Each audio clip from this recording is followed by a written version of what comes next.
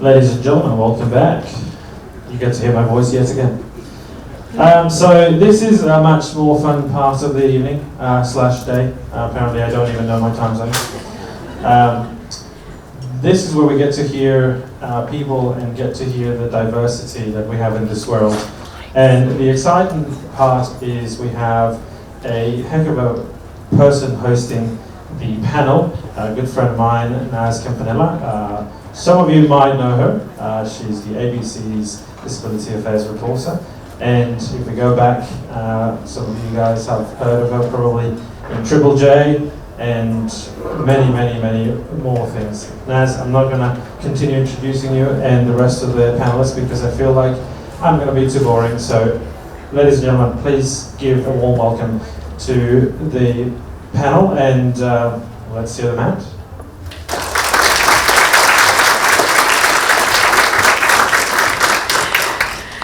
Thank you, Santi, for your introduction. I thought you were going to say that I was a heck of a cool person. Where did that was lost. All right, look, thank you very much to Eden for inviting me here today, and I would also like to extend my acknowledgement to the traditional owners of the land that we are on, the land of the Gadigal people of the Eora Nation, and pay my respects to elders past, present and emerging.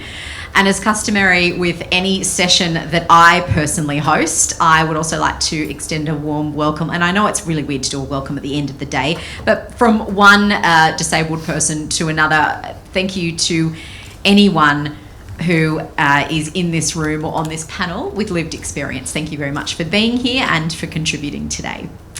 I always also start with an audio description, particularly for any people who are vision impaired in our audience. Panel members, you will have to do this as well. I'm springing it on you now at the last minute, but please be prepared. So I am a white woman in my mid-30s. I have dark brown shoulder-length hair, and today I am wearing white leather sneakers and a pink dress. I would also like to acknowledge that this session is sponsored by Luminesce Alliance. The Alliance brings together world-leading paediatric precision medicine researchers and clinicians, and they find answers for children living with retinal eye disease. Their work also spans other rare genetic diseases and cancers.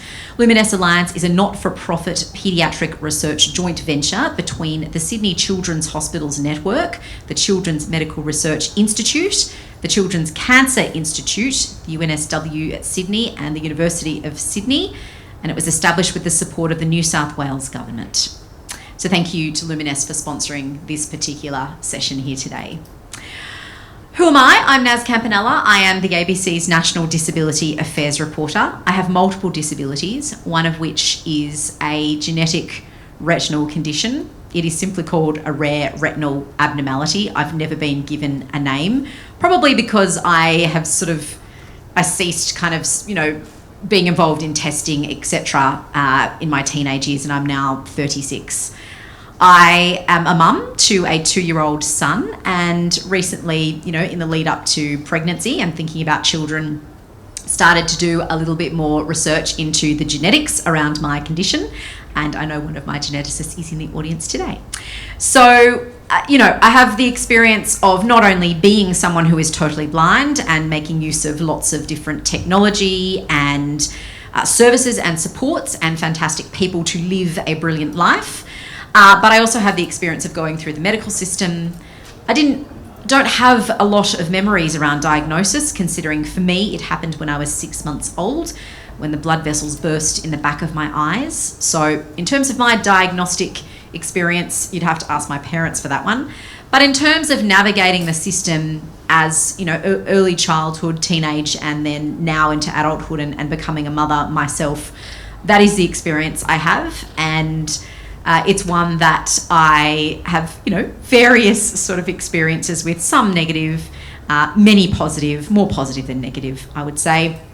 And really, this session is about different people's experiences. Everyone comes to this from an extremely different walk of life, has different experiences to share, and today you will get the opportunity to hear about some of those experiences and perspectives that we've had on everything from diagnosis, navigating relationships, friendships, career aspirations and the future advice that these fantastic people might have for you, either as a clinician, as a parent, or as a person working through a diagnosis yourself. So enough from me. We don't need to hear any more from me. I would like to now introduce our fabulous panel. We have Jenna Jones, Junko and Arato Katsiusa. I know I've butchered that last name. I'm very sorry. Meredith Prain, and of course CC Britton-Jones. I will get each of you now to introduce yourselves properly. Tell us, of course, your audio description, but also tell us a little bit about you, anything that you are willing to share, whether it be who you are and who's in your family or your circle. Meredith, we'll start with you, please. How do we? Hi everybody, I'm Meredith Prain. I'm a middle-aged white woman with greying hair with blonde streaks, and I'm wearing a very bright multicoloured dress. I travelled up here today from the land of the Wurundjeri and Wurrung people of the Eastern Kulin Nation at a very early hour. I work with people with deaf blindness as a speech pathologist, a researcher and a project manager. I am legally blind. I have Leber's congenital optic neuropathy, and I have a mum who has the same condition and also 2 sisters. I'm also a yogi and I play in a Beatles cover band. Hi everyone, I'm Jenna. I am a white female. I'm 23. I've got light brown hair just past my shoulders. And I am also legally blind. I have cone rod dystrophy. I am one of 6 children. I am the only one with a vision impairment. And I am an elite swimmer who has moved interstate by myself to pursue my career. So. Hi everyone, I'm Junko. I'm in the early 40s, female, background is Japanese. I'm the mother of Arato. Hopefully I'm a caring mother for him. Hello, my name is Arato. I am 12 years old. I'm wearing navy long pants and a green and gold Australian representative top. I love tennis, and last year I represented Australia at the Birmingham IBSA Games for blind and low vision tennis. I won a bronze medal.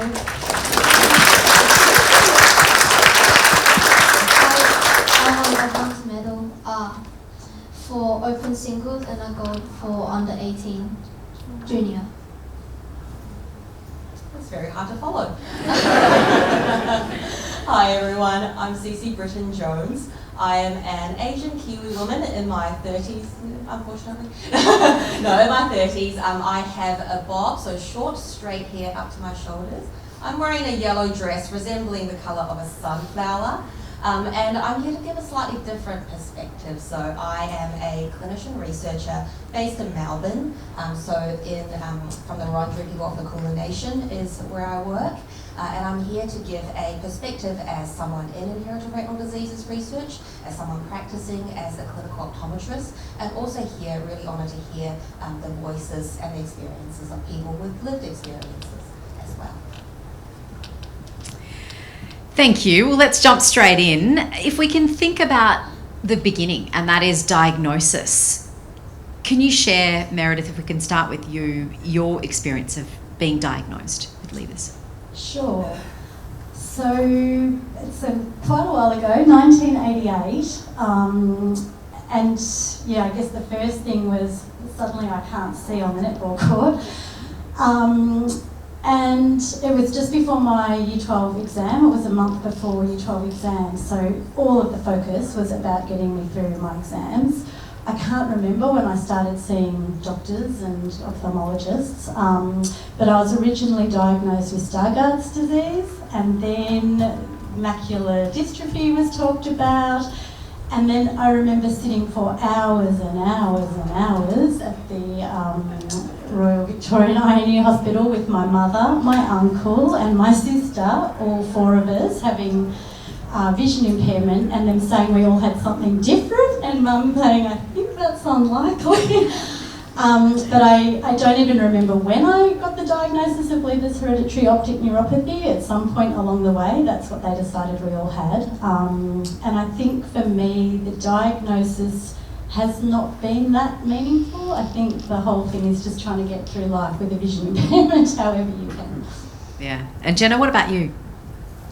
So I was diagnosed in my first year of school in kindergarten. I remember going through all of preschool, getting in trouble for sitting too close to the TV, getting told that I'm going to ruin my eyes, me thinking, well, why would you watch TV from all the way back here? Nobody can even see it. Not understanding that obviously people can see it. It didn't really get picked up until I had to keep going up and putting my nose so close to the whiteboard that people thought I was smelling it. And then, yeah, so from there, my mum obviously took me to ophthalmologists where they told me I had cone rod dystrophy. I can't remember the actual diagnosis myself either. I was quite young. I just remember going to school and having a lot of technology around me, having a lot of teachers always around me, and yeah, that was really it. I was actually I really wanted to know my diagnosis. I really wanted to know where my genetic deformity came from, how it worked. I was really, really interested for that. So once I found that out, I was able to actually explain to people when they asked me. I was able to give them more information. It helped me talk about it. It helped me accept it. And yeah, that's my story. Yeah, that's something that's quite common, isn't it? You either have the kind of two camps, the people who want to know everything, so they can sort of, you know, I guess take some comfort in knowing what it is that's happening and maybe why, and so they can explain it to other people. But then you do have the camp that sort of want to be maybe blissfully ignorant. I don't even know if that's rather not know, just move on and deal with, you know, what you've got type of situation. Junko and Arato, I want to come to you both now. Maybe Arato, if you can share what you sort of remember or how you felt about your diagnosis before we go to Mum, if you're comfortable with that. So I was diagnosed with Stargardt disease when I was 9 years old, and yeah, because I played tennis, my tennis coach kind of noticed something that was a bit odd when I was playing tennis. So then he asked me to go get my eyes checked, and then yeah, turns out I had Stargardt disease, which affects the sharpness in my central vision. And yes, and then I found blind low vision tennis, and now I'm a tennis champion. Yeah.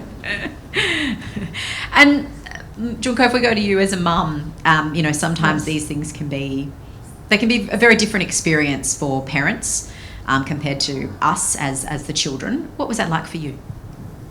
Yes, at the time of diagnosis, as Arato already mentioned, he's playing mainstream tennis, and he wanted to be a tennis professional.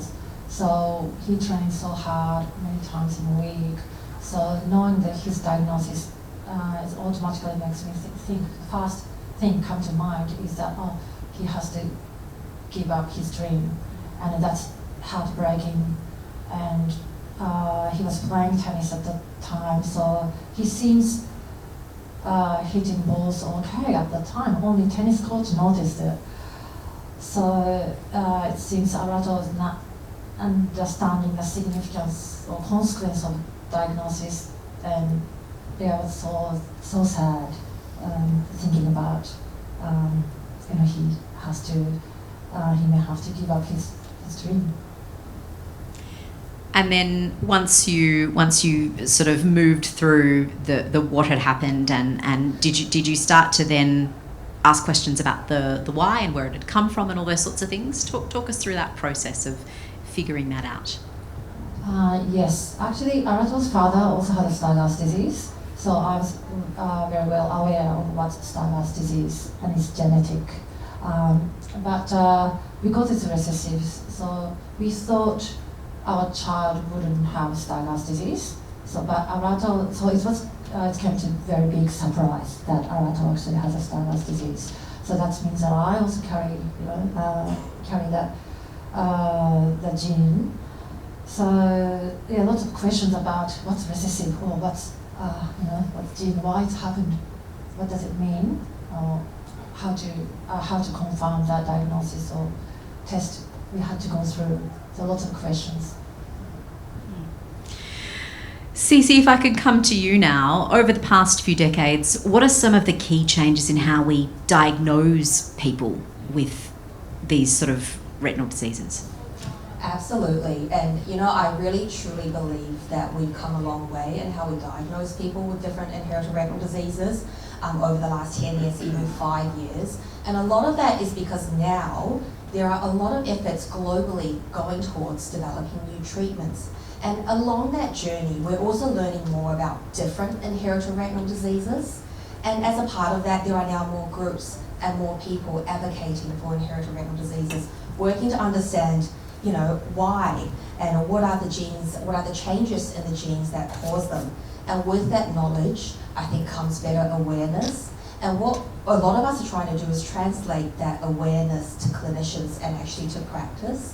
And so some of the work that I do is actually educating primary care practitioners. So not only contributing towards, I think, multidisciplinary networks, but also I do a lot of education actually for optometrists and GPs and sort of other primary care practitioners.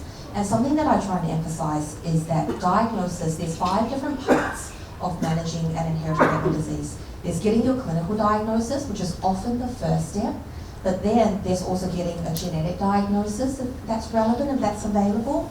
And then there is the practical aids, and that's not always guide dogs or canes. Sometimes that's occupational support, sometimes that's vision training, fixation training, sometimes that's navigating NDIS or the complicated system.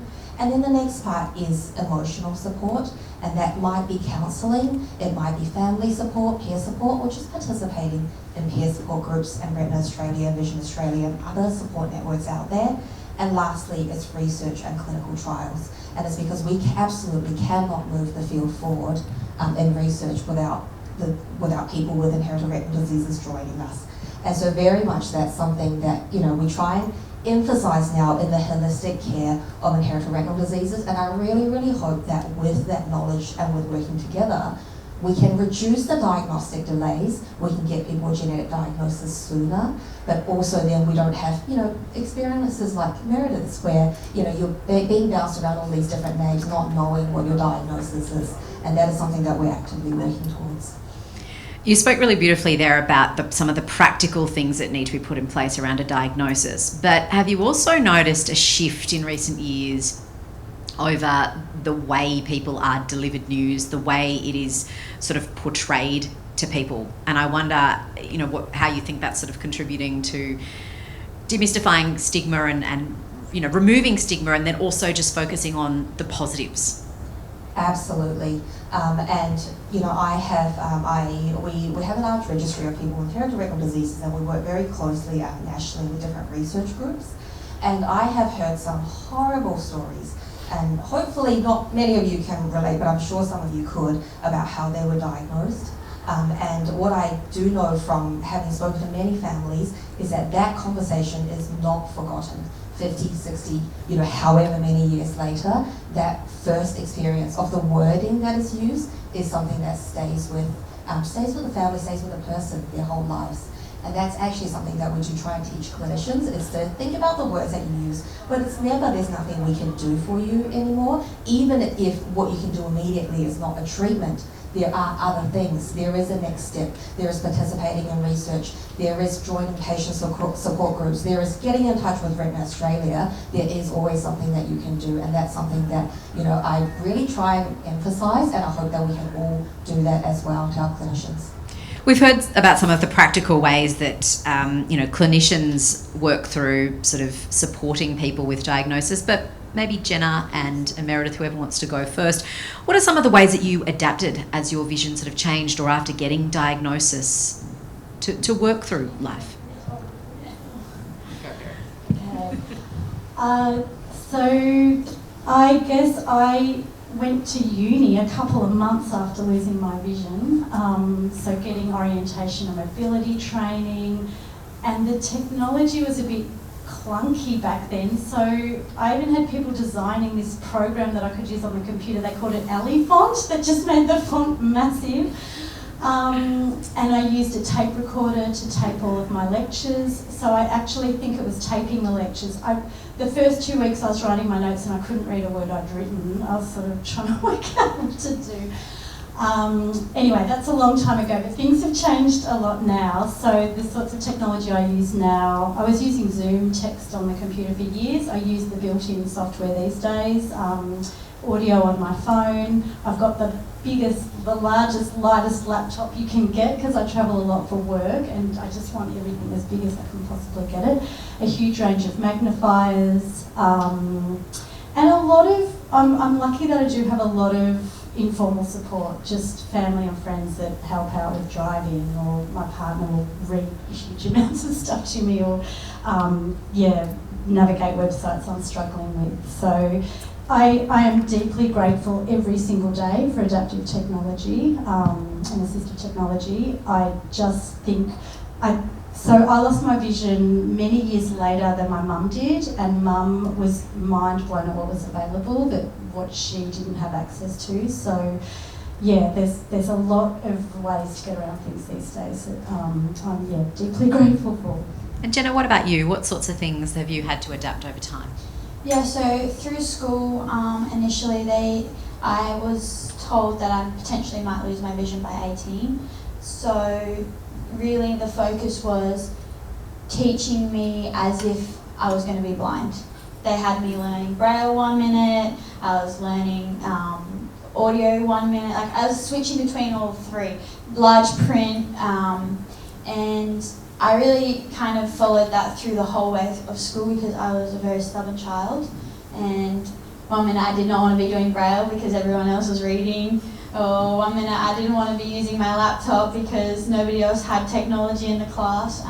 So partly my fault, but also I think I was coming through a time where technology was slowly coming through the school system. It was still not prevalent everywhere, and it was still a little bit clunky. A little bit, definitely not as good as it is now, but so I really, similar to Meredith, on my phone use text-to-speech or large print, zoom in, but living interstate, I don't have any informal support.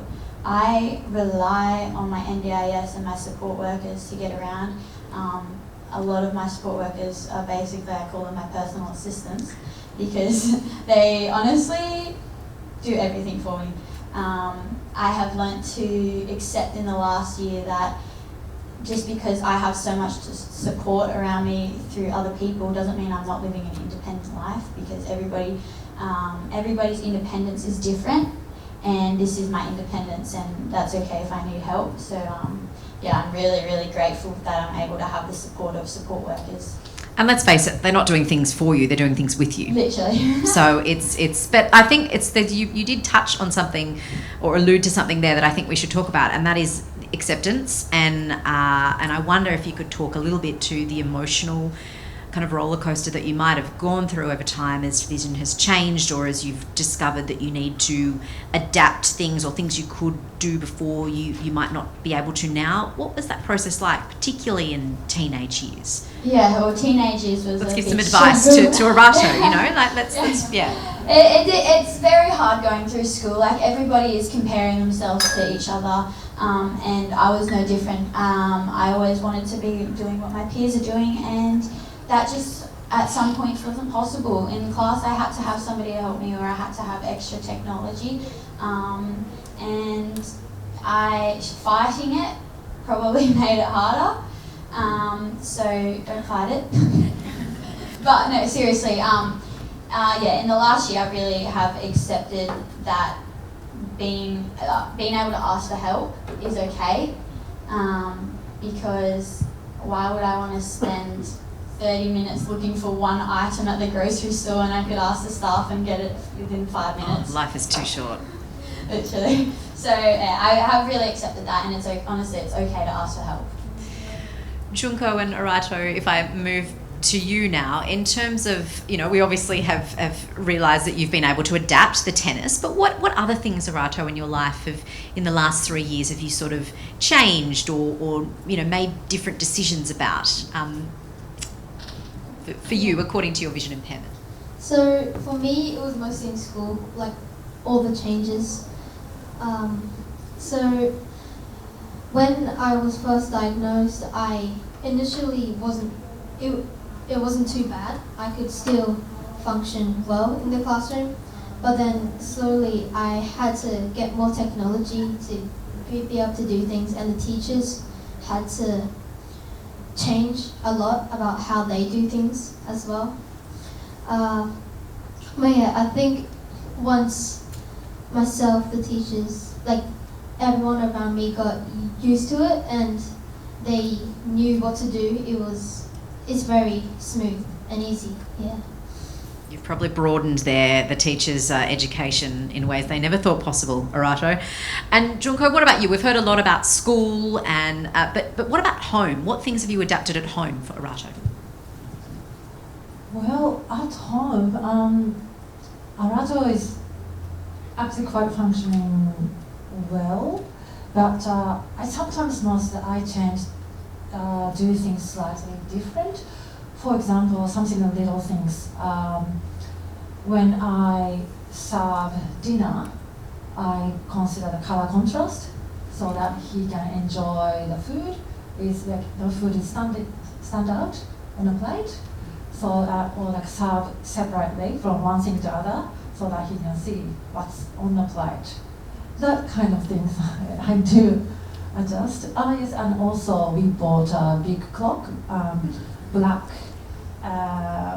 black face, and white numbers, so that he can see. Yeah, easy to see the clock. That's sort of a little changes we made, but yeah. But are those things that you came up with yourself, or have you sought what kind of services? If there are parents sitting in this audience right now thinking, I don't even know where to go for this kind of support of how to do things better, what sort of supports did you as a family engage? So do you mean like external support? Yeah. Or just where did you get some ideas for how to do things in the best way possible? Just observing what is difficult for him in day-to-day life, and well, they're talking about, I said they because of Arato and his father, they're talking about color contrast is difficult to see. So I thought, and as a Japanese, the presentation is important in a dinner. So I think about color contrast so that they can enjoy the color of the food on the plate. So it's just come up with day-to-day conversation and observation. One day, like I was cooking white sauce in a pan, and Arato came to the kitchen, asked, is this rice? I said, oh my gosh, like he cannot tell if this is a rice or white sauce. But that tells me what he can see and cannot, or how to see. And then I try to make his life more enjoyable. I think in different way, but all mothers do in their own way. So. And Cece, a question for you. What do we know about the rates of vision loss in this particular space? Yeah, and actually it's a very hard question to answer, and something that Professor Greg really touched on this morning is that inherited retinal diseases are heterogeneous, and what that means is that different people with different conditions progress at different rates, but sometimes people with the same condition progress at different rates, sometimes even within the same families. And actually that is a big goal of what we're trying to do collectively at different centres, is trying to understand why different conditions progress at different rates and how to best measure them. And why that's really important to us is actually we need to know that in order to develop new treatments and clinical trials. Because if someone develops a new treatment, a lot of the treatments aim to slow down vision loss. And so we can't test if a treatment works unless we know what the natural rate of vision loss is, to actually be able to show this treatment is working. And how we actually measure that is doing natural history studies. And so that's why we really value the participation of people with inherited retinal diseases in our natural history studies.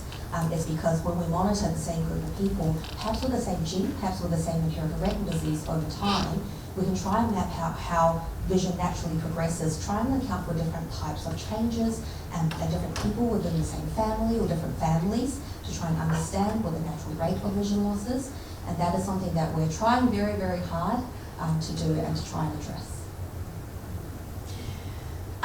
If we can move to understanding sort of how a vision impairment might impact career aspirations or goals, maybe if we can go to you first, Jenna, just explain to us what you are doing with your life professionally and what impact has your vision impairment had on whether it's impacted on what you've chosen to do or not, or and how it has impacted on what you are doing now. Yeah, so when I was first diagnosed, I had an amazing sport teacher at school who had worked with the School of the Blind before, and he really took me under my wing because we weren't sure how my vision was going to progress or how quickly, or we didn't know much. So he really, really wanted me to experience as much as I could, and I was an extremely sporty kid, so he could help me experience every sport possible. So I was doing everything. He took me skiing, which didn't end up very well, but you know, I tried it, I did it. Maybe fell off a cliff, but it's fine. No, but I tried everything, and I did gymnastics for a very long time. I think that was really important for actually my spatial awareness and development. Just even in my day-to-day life, I'm quite comfortable falling over now because I know how to save myself. But as I got through school and progressed through sport, I found myself really pursuing swimming and athletics. I really loved them both, and I was starting to do quite high levels of both of them. But it got to a point where I really had to pick. I couldn't do both professionally. There's not enough time in the week. But I picked swimming because I had less accidents, pretty much. At athletics, I broke my tailbone. I would fall over all the equipment all the time. So that was really the breaking point, was me picking swimming because it was safer for me.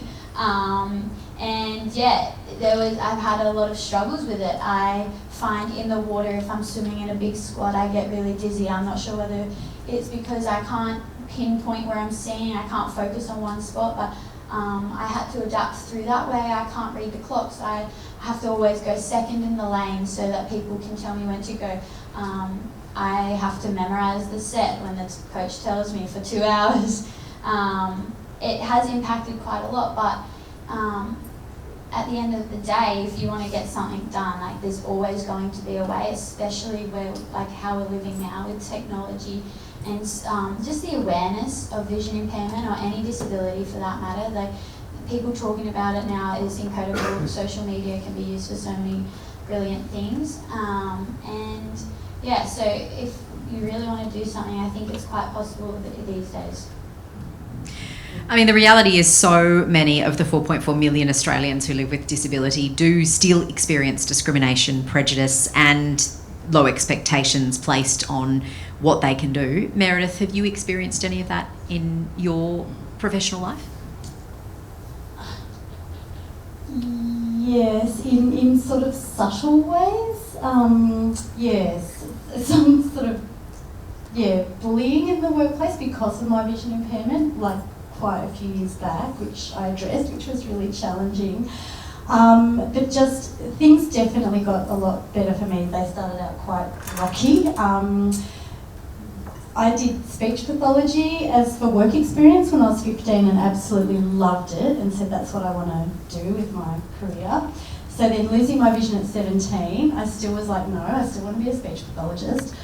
And then going to uni, was difficult, but when I got into the clinics and started giving people the pictures upside down wrong and not being able to see in people's mouths and all these things you're meant to be able to do, and they were trying to talk me into just getting a research-only degree, somehow I got through the course and was able to get clinical placements as a student that I could get through.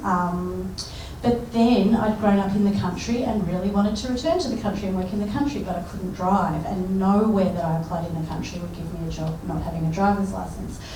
The 2 jobs I ended up getting in the city, you needed a driver's license for, but I had fantastic managers, so I'm really lucky and grateful that quite early in my career I had some great managers who really worked with me to work around issues. I even had a manager who would drive me to the country if I needed to travel to the country, and she said, well, it's good for me to see what you're doing and meet the clients. So yeah, difficult early on. I think things got a lot better, and as I got more confident and able to ask what I needed assistance with, and working in teams, and that you all contribute. I could contribute stuff, they would just need to do some things for me. But just one thing that I was quite shocked by during COVID and during lockdowns, I don't think I'd ever realised how hard it was going to work every day. Because not having to go to work, I was so much more functional on the computer. I could see where everybody was, I could have it all big in meetings, in presentations, and so that's really shifted my thinking, and I limit going into the office now. Life's just a lot easier, and I think, in the workplace, I don't look vision impaired, and people, until they see me at a screen, don't really get it. And even when I say, please say your name, I just won't know. They're like, don't you know my voice by now? It's like, well, based on a hello, not always. I have full-blown conversations with people at work who think I'm supposed to know them, and I try and ask questions like, oh, you're working on the weekend? And it only, for example, with one particular person who was a presenter of a show that I apparently should have known her voice, and she said, yes, of course, I'm working on Saturday on my show. And I worked out, oh, okay, it's so-and-so. But I think that is an expectation. Is it harder when... I mean, it is invisible unless you have a cane or a dog, or what is that experience like for you? Yeah, people expecting more. And even at the photocopy, I was asking for help. He goes, you should get glasses. I'm going, you've worked with me for 5 years. So, yeah, things like that. And there's a remarkable number of women who are about the same height, same long brown hair. And I mean, I think it's quite offensive sometimes when I'm mistaking 20-year-olds for 50-year-olds. Anyway, I don't know, I'm like, hi, just doing my best guess. I mean, some people are great, and it's interesting. Some people just really get it, and some, no matter how many times you explain it, they forget, and they're like, oh, I forget you've got a vision impairment. I'm like, that's not really working for me. It's kind of a compliment. I think they think it's a compliment, but it's actually, it's kind of not, isn't it? It's sort of that backhanded, That's right. It's like, well, it actually helps me a lot more if you would remember. Yeah. So subtle little things, but you learn to navigate it and have a laugh. And I think you develop strategies for dealing with some. I mean, it would be remiss of us not to talk about some of the negative things that we experience as vision impaired people in, finding a career. But what about some of the ways that you've tried to find to work through those things? It's not always just, being open with people. What are some of the other strategies? For example, Cece, if you can talk to us about some of the strategies that you might recommend to people. So in terms of... In navigating some of these more negative experiences, are there support groups out there? Are there, services that people can lean on for this kind of support in navigating, finding careers, and if they are having particular negative experiences, where should they go for some support? Yeah, absolutely. And that can be quite a hard question to answer because vision loss is a spectrum, right? And so for different people with different inherited retinal diseases at different stages, the need that they want and the need that they need is all different. And so even, I'm not sure if I'm the best person to answer, to be honest, maybe some of you might actually be better positioned to answer this. But certainly we do know that we have some amazing networks out there. We have, Retina Australia and Blind Citizens Australia is another amazing network. And a part of it is actually just connecting with your peers. But also a part of it is also in your workplaces, just making people understand that actually this is how I work. Just don't turn the lights off in here. Leave the lights on in the kitchen. Don't book dinner at this restaurant that they have, 2 candle lights lighting up the whole place. And some of our participants, they're lecturers at university, and sometimes they'll say to their lecturers, okay, when you come up to me with something, I will ask for it, but I don't show it to me because I can't read it. So sometimes it's also at our workplaces, making people aware that what your specific needs are and what they can do. And I really hope that by raising awareness, maybe we can overcome some of the barriers at work, but also very happy to listen to anyone else's suggestions on, specific places that they have found helpful and resources as well. I think one of the difficult things is how do you talk about your vision impairment as well. There are so many people out there who often don't want to ask because they're scared of asking or asking in the wrong way. Arato, for you, do people ask you questions, and how do you talk to people about your vision impairment? So when I was diagnosed and I was still going to school, I mostly just did what I would normally do while asking my friends and teachers to do things for me, but I kind of just let my friends just observe how I function, and then let them kind of realize that he can't see well. And I think, and we also had people come to my school to do a talk with my grade, and that really helps. What about Junko as a mum? What sorts of things, did you talk to the school about the diagnosis and how they could help, or what were they, the kinds of supports they could put in place? How did you navigate that? Yes, well, we had a lot of talk with school and teachers. I didn't talk to his friends, but soon after his diagnosis, he had the opportunity to get involved in the Genes for Genes campaign as a champion boy. Then that was great. It gives him opportunity to talk in front of a whole school in assembly. As a part of fundraising campaign, he talked about his experience, the emotional journey he went through, and then what he had difficulty to see. Like, for example, I still remember in his speech in assembly, he said that he cannot see your face from here, and that's kind of like, wow, like big like surprise to his friends. So observation. I'm sure that his friends' observation can, working out what Arato can see, but also sometimes convey the message by word and have given opportunity to express himself. It's making a big change. So since that year, I think every year he's making a speech at assembly for Genes for Genes campaign, and hopefully that's continuing in high school. We'll see.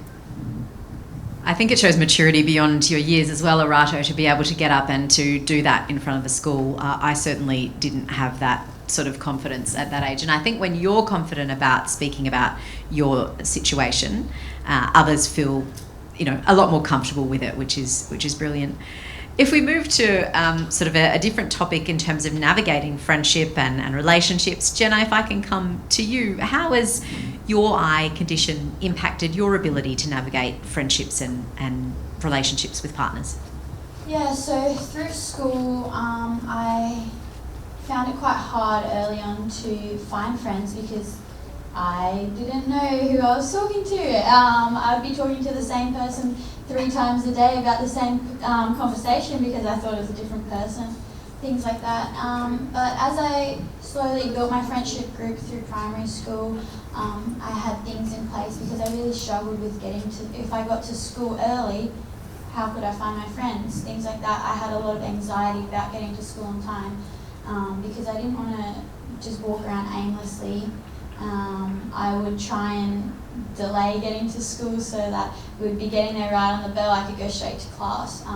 Or if I was getting there early, I'd try and make my sister help me find my friends, things like that. So that was really hard, and I guess at such a young age, like under 10, I didn't know how to advocate for myself. It could have been so easy for me to say, hey, to my friend, hey, can you just meet me at this spot every single morning? Like, that's so simple, but at that age, you just don't think about things like that. And then later on, moving through school, high school, it became even harder because we had to change classrooms every subject, and then every subject had different people in it. I didn't have my friends in my classes a lot of the time, and that was just anxiety every time the bell went off pretty much. So I really put in place things where I buddied up with someone in class, or I had Vision Australia, or like some organisations come out and I would choose somebody from each class and we would do like sighted guide training, things like that, to make sure that I felt safe and confident and make sure that they understood the needs that I had. Because like I said, at such a young age, I wasn't sure how to advocate for myself. And as I said before, I was so stubborn and I didn't want to look any different to anybody else because I refused to use a cane or anything at school. And my year group was so large, I didn't even know half the people in my year. I was speaking to my friends in year 10 and they were talking about someone. I was like, oh, they're new to the school, and they're like, they've been here since year 7. And so just things like that. That was really, really hard to navigate through. But having, like now, looking back, if I was able to advocate for myself, I think that's something that's really important to be able to teach your children. If they do have a vision impairment or any sort of disability, telling them what you need, like telling your friends what you need from them and why you need it. I think kids are compassionate, they can be really compassionate, and they don't know what they don't know. So if you don't tell them, they're not going to understand that you actually can't see their face or who they are from 5 meters away or whatever it is for you. And then moving through relationships, that got really hard as I got older. I know my struggles. I always said I would never date a vision impaired person, and here I am. My partner is vision impaired, and driving places is very difficult, but we make it work. But yeah, so it has been challenging. Like, I never wanted to be a burden to somebody. That's something that I really struggled with, and I'm sure a lot of people can relate to, especially if you're going into a relationship with somebody who is sighted. Like, they're taking a lot of the load. Like, they're going to be reading a lot too. They're going to obviously be driving all the time, and that will feel like sometimes, I know from my experience, it feels like a burden. If you're doing a road trip, they have to do the whole drive themselves. Like, so I think I found that I was picking up the slack in other areas of the relationship. I would try and have the house organised or things like that.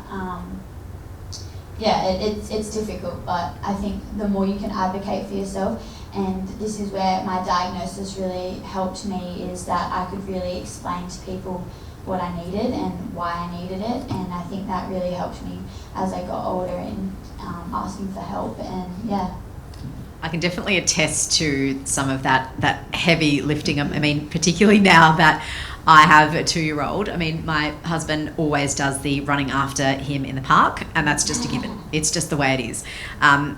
We read together as a family, but then in terms of getting up, and this has always been the case, but getting up in the middle of the night, doing feeds, that's all been me.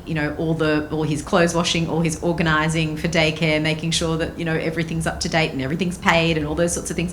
Those are on me, because I do my share, and it's very much a division of roles and responsibilities. And there are things that I wouldn't trust him to do, like sort out the wardrobe and make sure that my son has a decent outfit to wear, and making sure that he's eating, the right coloured vegetables. And then there are things that it's just far easier for my husband to do, like the running in the park, like the driving to the ophthalmologist, and all those things that require vision.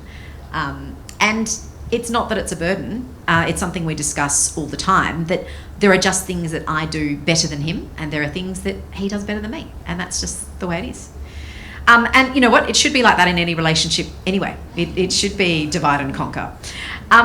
we only have a few minutes left. I just want to go to you very quickly, Meredith.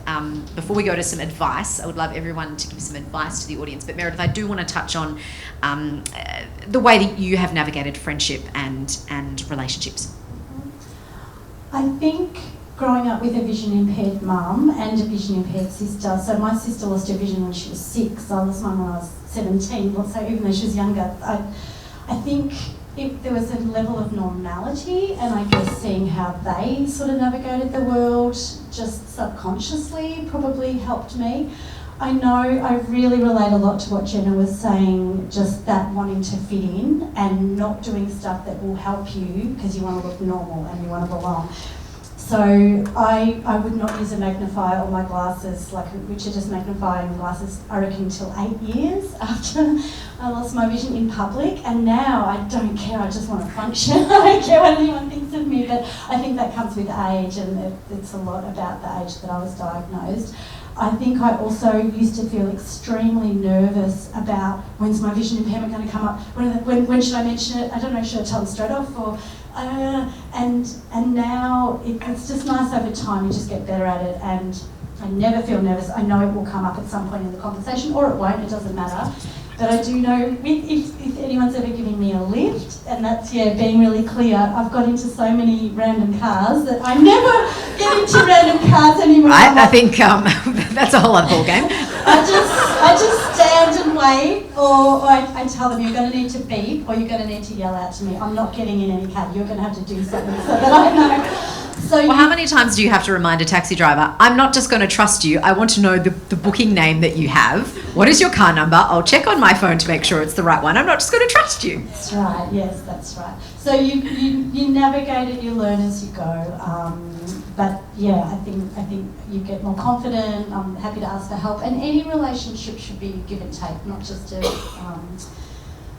romantic relationships. So yeah, but I also relate to what Jenna said about not feeling like a burden. So that's something that sort of constantly trying to navigate, that you're not asking too much. Yeah. I can definitely relate as well. For example, if I'm in a busy place and I'll hold my phone quite close up to my ear, but it obviously looks a bit strange that you're having a phone up to your ear, and it's not the traditional way of holding it up to your ear as though you're talking to someone. It's the speaker, so I can hear my text message being read out in a crowded place. And I've actually had people say, what is she doing, to my husband? And he just says, she's listening to her text messages. It's none of your business. But I think it's actually a really nice, a good way to kind of educate people. Oh, well, I'm just listening to a text message. So long as they're asking in a way that's not rude. But I actually find ways in conversations now to drop in that I'm vision impaired, because I just kind of want to get it out of the way. Particularly, I found, at the risk of hogging this session, particularly I have found with joining daycare with my son, I have realised that I walk in and you can just sense that all the parents are going, oh my God, who's that mother? Is that her child? Or is she just there with someone else dropping him off? And so I've always pretty much walked in from day one and said, hi, my name's Naz, I'm Lockie's mum, and I'm vision impaired. So, if you see me and you smile and I don't respond, it's because I can't see you smiling. And so I just kind of get it out of the way, because I don't want it to be awkward, and I want people to feel comfortable, and I want them to treat me like any other mother. And and I find now it is that case. At the Christmas party, then I had this line of people wanting to come up and chat to me, not because of my vision impairment, just because my child's a bit nuts, and wanting to know, oh, you're Lockie's mum. And it was like that because I made them feel really comfortable. And it's not our responsibility as vision impaired people to make people feel comfortable about who we are. But in the end, it makes us feel better and feel less of a burden to explain ourselves, and just getting it out of the way so we can get on with just being people and having friendships and whatever it is. Now, that's my bit of advice, and it's great now to lead into your bit of advice. So maybe if we start with Cece and we come back to Meredith, advice for our audience. Yeah, absolutely. And my piece of advice is don't give up hope. Is that all of the researchers whom you've heard from today, who I can genuinely say are just very kind, brilliant, but also selfless people, we're all working to actually try and make things better for people with inherited retinal diseases. And we need your help doing it. We can't do it just by ourselves. And so some days are going to get hard, and that is okay, but when you're ready, participate in our research studies, be involved, because that is actually the only way that we can actually move treatments and research forward. And that might be, participating in natural history studies. It might be, for example, just telling other family members why it's important to be involved in research on the type of work that we do. It might be getting either unaffected or affected family members to donate blood for genetic testing to try and for us to understand what different changes in the genes do. But there are a lot of different ways to get involved. And so it is really important for us as researchers and as clinicians to actually hear your voices and hear the kind of research and the kind of work that's important to you. And that is how hopefully we can together try and make the future brighter, I think, for inherited retinal diseases. Great. Arato, some advice? My piece of advice is, so if you have something you're passionate about, just never stop actually trying to make that a reality. I think for me that was a big thing with the tennis. Even when it got hard, I just kept playing tennis. Yeah.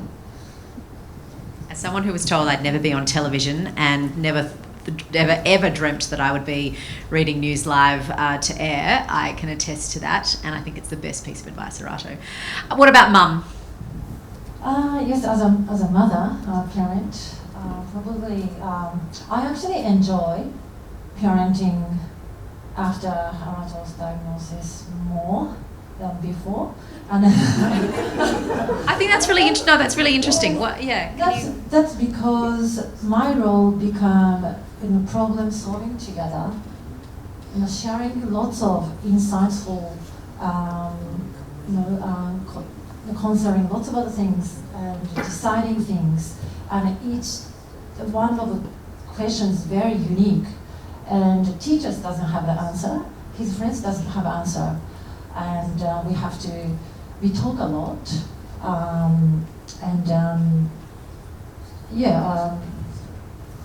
digging into the topic and talking about life or all sorts of diverse topics, which I wouldn't talk about if he didn't have vision impairment. So I really enjoyed that journey together, and he takes me to international or so. Yes, we go to Italy this year. Thank you, Arato. I do love that advice, particularly as a mentor to lots of vision impaired people. I come into contact with a lot of parents, and I regularly meet parents who just take over and who make decisions for their children, not with their children. And what I love about the relationship that the two of you very clearly have, and what you have obviously decided to do as a parent, is that you're not deciding how he lives his life, you're deciding together and problem solving together. And I think that is vital to enabling him to, Arato, to be independent and make those decisions for himself. Because it's not you that lives the life, it's Arato. All right, I'm off my soapbox. Sorry to add that one of the advice I had from someone else is that let him own his decision. So I let him make all the decisions. So when he decides to stop taking you on the tennis tournaments, you do have to accept that. That's a difficult one. Jenna, let's go to you.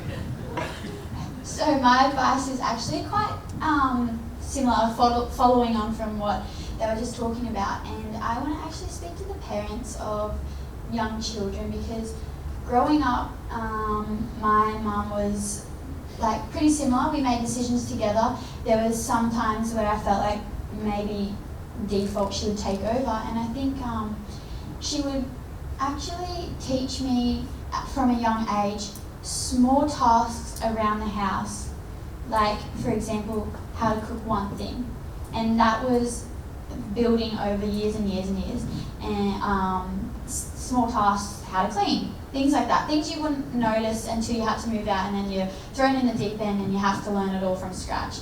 And then so that made my transition as a vision impaired person from moving out of home by myself so much more seamless, because I didn't have to figure out how to live as a vision impaired person by myself, and how to cook, and how to clean, and how to get around, because I already knew half of those skills. So they're never too young to start teaching them life skills, because that just creates their life so much more seamless when they want to move out, I believe. So when my 2-year-old asked me what I was doing the other day, I said, I'm making the bed. Why don't you come and help? He said, I can't do it.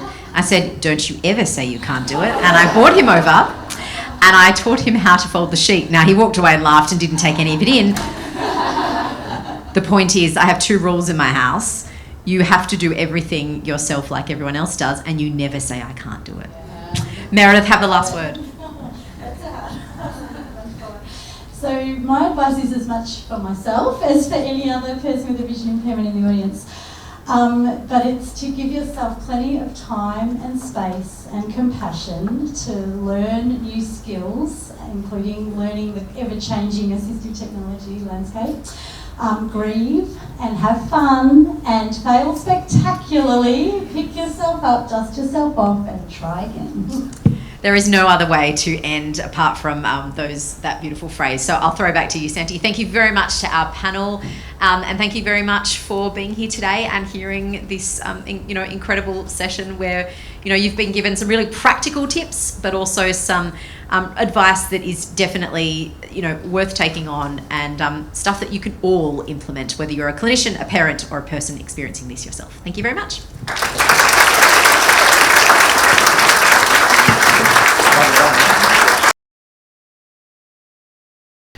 Ladies and gentlemen, you are nearly about to get rid of my voice. And first of all, before anything, Nas, Meredith, Jenna, Junko, Arato, and Cece, you guys had brilliant points, and it was an excellent discussion that I hope all of us can learn from. And it's very interesting because it seems like the theme for today is that driving is the key thing. So whoever wants to give me the car keys so I can drive home, you know what I look like. Preferably if you have a Tesla or Porsche, something cool. In all honesty though, you guys couldn't have heard from a better bunch of people, both from research as well as lived experience. The points raised by the panelists, raised by the researchers, when we take all of that together, we realize that it's a combination of all our efforts that allow us to help each other out, that allow us to make this world more accessible and inclusive for everybody. The research takes time. It's understandable. Let's not hurry them up. Let's make sure that they get it right. And by the same token, let's help them out by sharing our experiences, by understanding that all of us are unique and all of us can contribute in different capacities. Reach out to the researchers here, talk to them, make sure that all of the information that you want to get, you get. And also reach out to the people who you just heard speaking. And the most exciting part is the raffle. And here is something very interesting that I have to attribute to my future brother-in-law. We are going to design this so that there is no cheating, because Naz, I'm going to ask you if it's possible. Oh, Ratu's going to do it. Never mind. Sorry, Naz. You've been outshined. Arato, if you can do us the honor of drawing the CMRI raffle. He won't be able to see, so no favorites. You got one?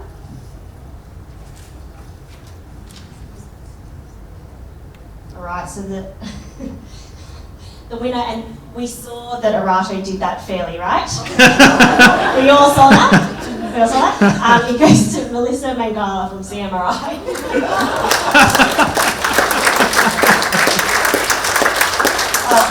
So the first prize, just letting you know, it's a $250 sunglasses hut voucher.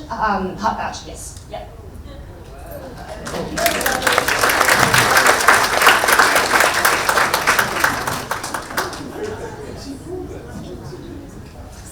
So second prize. I'm looking. Okay, the second prize, which is the Apple AirPods, is so Kosuk Fung. All right, congratulations.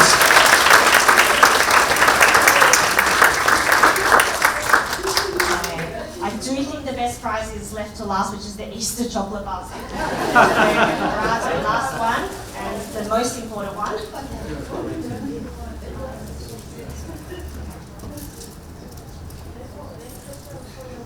And again, you saw that was fairly drawn. It's Queenie Yip from CMRI.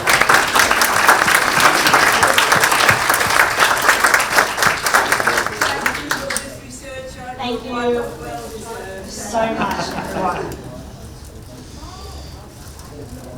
Amazing, thank you. So, we're just going to close out the event now. I wanted to thank, obviously, everyone who's attended today, who have supported putting this on, who supported through sponsorship, who have been a part of this, as well as obviously all of the attendees who have come for the full day on Saturday to do it. I wanted to thank all of our speakers. We have a small gift for you here, so I'll get you to come up on stage and we'll get some photos at the end. Obviously our MC, Santiago, and our amazing panel chair, Nas, who I'm very pleased to present today.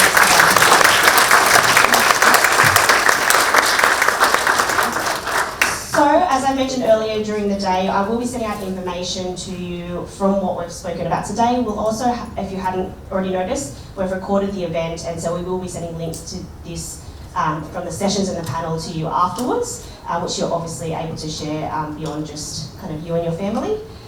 We have our next event, which will be coming up. We've planned for early 2026. It may be earlier than that, it may be a bit later. And this is what the post-event survey, which will be coming to your email, will be for. So we'd love to get your feedback, whether you liked it, whether I could do better, and when you want the next event. So please do fill that in. It should only take about 5 minutes. So thank you everyone again for coming. If you are sticking around for the focus groups after this, please just hang around in this room. If you're interested and haven't signed the consent form, also stick around and we can organise that. Otherwise... Eden, before you close, I'm going to cut you off because you forgot to thank somebody very important. Trey. He's all right, he's all right. But no, it's you. You've been running around to organise this event for as long as I can remember, and you've been running around today doing a lot of things. So again, thanks very much for you putting this together.